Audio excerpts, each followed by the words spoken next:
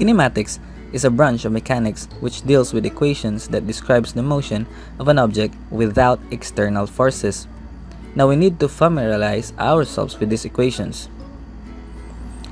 In the first equation, the distance d is equal to the initial velocity v sub I multiplied by time t plus 1/2 of acceleration a multiplied by the square of time t. In the second equation, the square of final velocity is equal to the square of initial velocity plus 2 multiplied by the acceleration times the distance. In the third equation, the final velocity is equal to the initial velocity plus the acceleration times the time. In the fourth equation, the distance is equal to the average velocity, which is the initial velocity, plus the final velocity divided by 2 multiplied by time. So, let us try these equations by solving problems. First, we have a problem concerning horizontal motion. A car starts from rest and accelerates uniformly over a time of 5.21 seconds for a distance of 110 meters. Now determine the acceleration of the car. Now let us answer it.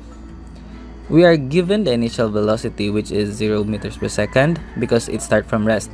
Next, the time, which is equal to 5.21 seconds, and distance, which is equal to 110 meters.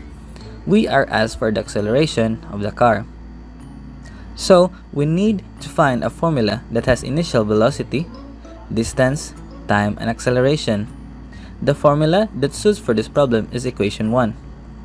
Now we can input the known values and compute for the acceleration. And now we have the acceleration. The acceleration would be equal to 8.10 meters per second squared. Now let's go to the second problem. The second problem will be about vertical motion. Cardo is riding the giant drop at Great America. If Cardo free falls for 2.60 seconds, what will be his final velocity and how far will he fall?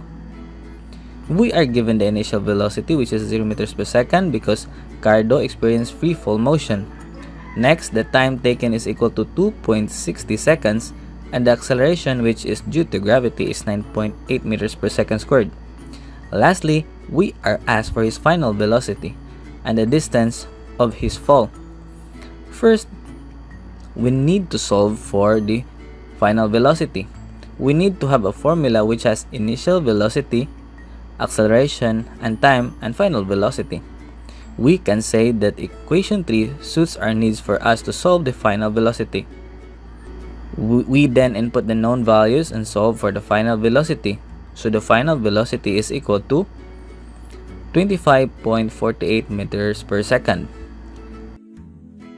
Next, we need to solve for the distance of his fall. Since we have now the final velocity, we can use the equation 4.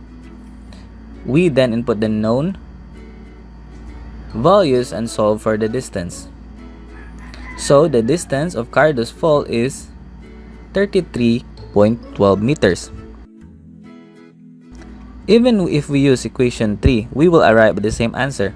Now let's try it. We input initial velocity and final velocity, acceleration, and solving for the distance. So it is the same with the value we get if we use equation 4, which is 33.12 meters. Lastly, let's